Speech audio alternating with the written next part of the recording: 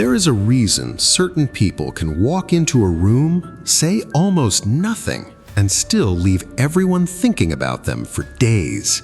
It's not confidence in the way most people define it. It's not charisma either. It's something quieter and far more powerful. Psychologists have a name for it, but you don't need a name to recognize it. You've felt it before. Maybe you've been that person. Maybe you've stood across from someone who said very little, and you found yourself talking more than you meant to, revealing more than you planned to, almost trying to fill the space they refused to fill. That's not an accident. That's psychology. Silence isn't empty. Silence is loaded.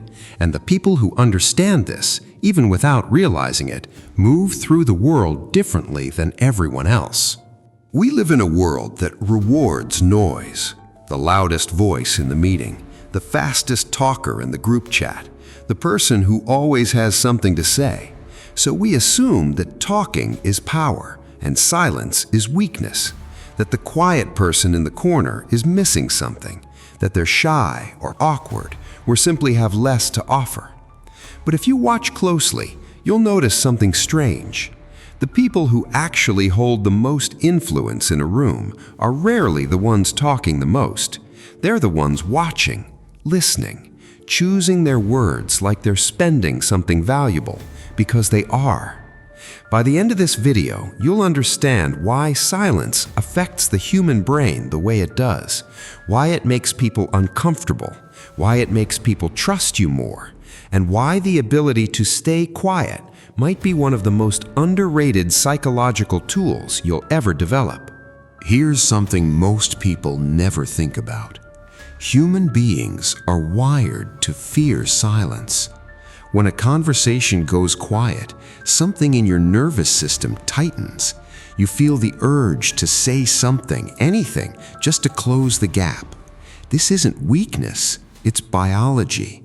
Our ancestors survived in groups, and social disconnection once meant real danger. So silence, even for a few seconds, can register in the brain as a subtle threat. Now here's what most people miss. The person who can sit inside that silence without flinching is sending a signal, whether they mean to or not. They're telling everyone around them, without saying a word, that they don't need to fill space to feel secure. Think about the last time someone paused before answering you. Really paused, didn't rush, just sat with the question for a moment. Didn't it feel different? Almost like their words carried more weight because they weren't given away for free? That's not charisma, that's comfort with discomfort. And it changes how people perceive you at a level most of them can't even explain. Here's something that will sound uncomfortable, but it's true. The more someone talks, the less valuable their words tend to feel. This isn't about intelligence, it's about psychology. When information is scarce, we treat it as precious. When it's constant, we tune it out. Think about a friend who talks non-stop, filling every silence, narrating every thought. At some point, your brain starts to filter them out, even if you like them. Now think about someone who speaks rarely, but when they do, people lean in.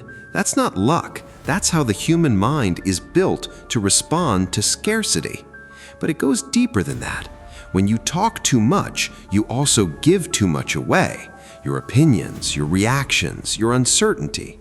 People can read you completely, and once they can predict you, they stop paying close attention. There's nothing left to figure out. Quiet people keep something in reserve, and the human mind is endlessly drawn to what it hasn't fully figured out yet. This is where things become interesting. Silence doesn't just protect the quiet person, it exposes everyone else. Negotiators, therapists, and interrogators have known this for decades. If you ask a question and simply wait, resisting the urge to rescue the silence with another sentence, the other person will almost always keep talking. They'll explain further, justify themselves, sometimes reveal things they didn't intend to. This happens because human beings are deeply uncomfortable letting silence sit unanswered, especially after they've just spoken. It feels unfinished, unresolved, so they keep going, trying to close the loop. Have you ever told someone something a little private and they just nodded, said nothing, and somehow you kept talking, filling in details you hadn't planned to share? That wasn't manipulation on their part, it was simply space. And space, more than words, is what pulls truth out of people. Few people realize this, but quiet individuals are constantly misjudged and almost always in the same direction. People assume silence means one of three things: shyness, low confidence, or disinterest. But often, it's the opposite of all three. Silence can mean someone is processing at a deeper level than the people around them. While others are reacting instantly, speaking before they've finished thinking, the quiet person is still turning the idea over, examining it from different angles, deciding what's actually worth saying. This is a fundamental difference in how minds work. Some people think out loud, others think in silence, and only speak once the thought is complete. The world tends to reward the first type because it's visible, immediate, easy to notice, but the second type often produces better decisions, deeper insight, and fewer regrets. They just don't get credit for it in the moment because their process is invisible. If you've ever been told you're too quiet, understand this: you may not be lacking something. You may simply be running a different kind of engine, one that values depth over speed. Here's what most people miss about emotional control. It rarely looks dramatic. It looks like silence. When someone insults you and you say nothing, that's not weakness. In many cases, that's the strongest response available. Because reacting instantly, defending yourself, raising your voice, all of that hands your emotional control directly to the other person. They said something, and your entire emotional state shifted in response. They're now steering you. Silence breaks that. It says, your words don't automatically control my reaction. It creates a gap between what happens to you and how you respond, and that gap is where real self-mastery lives. This is why calm people often unsettle angry people so deeply. The angry person is waiting for a reaction to escalate against.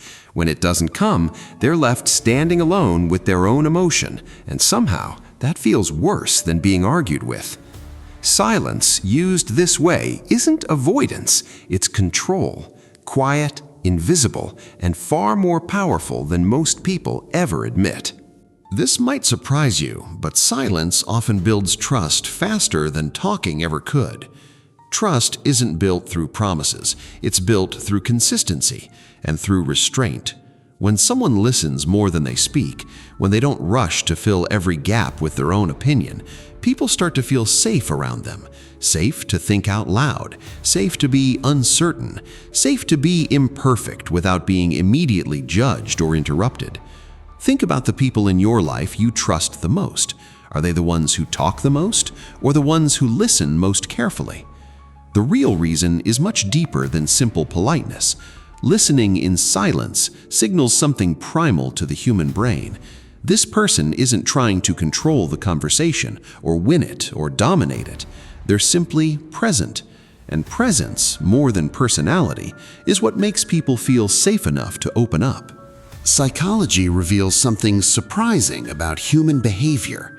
We are constantly testing each other, often without realizing it, just to see how much control we have over another person's emotions. A comment, a joke at your expense, a subtle jab disguised as humor. These moments are small emotional tests, and the reaction you give, or don't give, teaches people how to treat you going forward. Someone who reacts instantly every single time is teaching others that they're easy to move, easy to provoke, easy to read. Someone who pauses, who withholds an immediate reaction, is teaching something very different.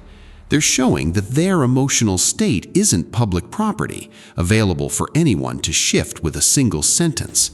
This is one of the quiet, invisible ways silence becomes strength, not through avoidance, but through ownership. You decide what reaches you and what doesn't. There's a reason so many of history's deepest insights and so many personal breakthroughs happen in solitude rather than in conversation. When you're constantly speaking, constantly engaging, your mind is outward-facing, reactive, responding to input in real time. But in silence, something shifts. Thoughts that were buried under noise start to surface. Patterns become visible. You notice things about yourself and about other people that constant conversation simply doesn't allow room for. This is why quiet people often seem to understand human nature more intuitively, not because they're smarter, but because they've spent more time observing instead of performing, watching how people behave when they think no one's paying close attention, because the quiet person in the room is rarely seen as a threat worth performing for. Solitude isn't loneliness. It's a different kind of relationship with your own mind, one that most people, buried in constant noise and notifications, rarely experience anymore. Here's a psychological truth that explains so much human behavior. People respect what they can't fully predict. When someone is an open book, easy to read, easy to anticipate, there's a strange kind of comfort in that, but very little respect. We don't tend to admire what we can fully map out. Quiet people, by saying less, naturally create a small amount of mystery, not through manipulation, but simply because there's less material available to draw conclusions from. And the human mind, uncomfortable with incomplete information, often fills that gap with curiosity, sometimes even admiration. This is why the quiet person in a group often becomes the one people wonder about the most, not because they're trying to be interesting, because they've left room for others to wonder.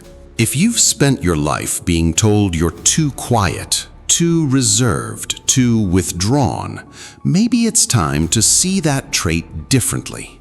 Silence was never the absence of something. It was a form of control you didn't know you were exercising, a way of protecting your emotional state, sharpening your thinking, and making the people around you work a little harder to understand you. You don't need to become louder to be respected.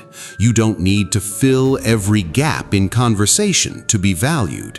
Sometimes the most powerful thing you can do is simply stay still, stay calm, and let the moment sit there, unfilled. The world is full of noise, but the people who master silence are the ones who end up truly understood, truly respected, and rarely forgotten. If this made you see yourself a little differently, you already know what to do.